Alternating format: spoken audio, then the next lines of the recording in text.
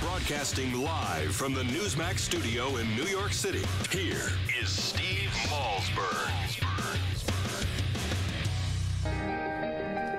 The deck was stacked against Ben Carson right from the start. Born into poverty, raised by a single mother in Detroit.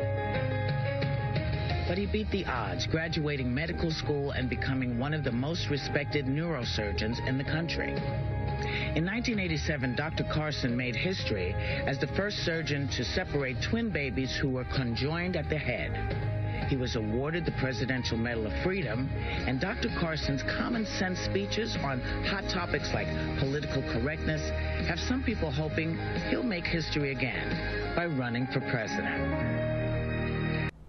All right, that was the intro played yesterday on The View when the aforementioned Dr. Ben Carson appeared as a guest, and he joins us now, the former head of pediatric neurosurgery at Johns Hopkins University and the author of a great new book, One Nation, What We Can All Do to Save America's Future. Great to see you. Good to see you again. Thanks for coming in. Yeah, it's been a long time since we met face-to-face. I think it was November. Yeah. Man. Anyway, congratulations on the book. Thank you. I want to touch on The View for a second here. Okay. You educated them. I mean, you educated them when it came to getting a handout. The government does no one a favor by giving them a handout, giving them the free this, free that, free the other thing, and that got under the skin a little, I sensed, of Whoopi Goldberg, who said, I was a welfare mother. And some people have said you talked down to them, but you don't feel you did that, do you? Well, I mean, some people thought that I talked down to the president. Some people are going to say that about anything that you say that they don't agree with. So I don't really pay much attention to those people. But one thing that it does show, the View situation, is that two sides need to get together and they need to talk. And I think the more they talk, the more they will find that on the majority of things, they actually have some common ground. And we have to stop allowing those people who like to stir up all kinds of animosity to succeed and to manipulate us. And the reason the book is entitled One Nation is because we, the American people, are not each other's enemies. The enemies are those people who are trying to do everything in their power to divide us, divide and conquer.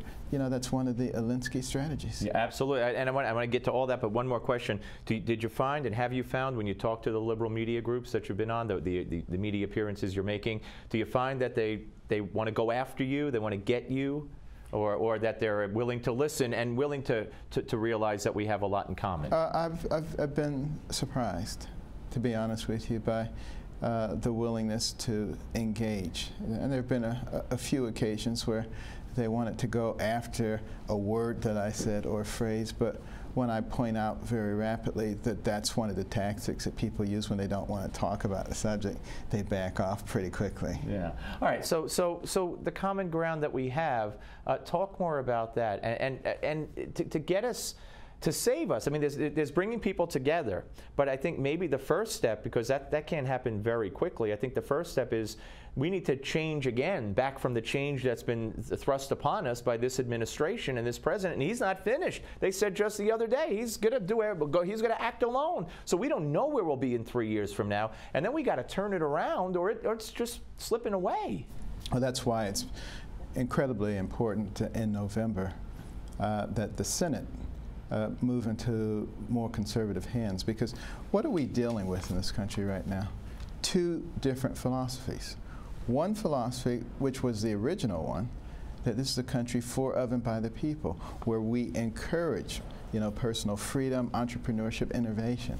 The other one is one where we're for, of, and by the government, where the government creates a, quote, utopia, unquote, where we take care of everybody's needs, but we control their lives as well. This has been tried many times before, this utopian vision. The same thing always happens. You develop a very small elite class, a rapidly shrinking middle class, and a gigantically expanding dependent class. And the left and the media will tell you that and they'll harp on the this dwindling middle class, although it's dwindling faster under Barack Obama than it ever has, and they'll ignore the fact that we're creating a society of dependency, and they'll cite these unemployment statistics, which are very misleading. The rate's gone down because we have an all-time low workforce participation rate. And that's what you should be looking at, the labor force participation rate.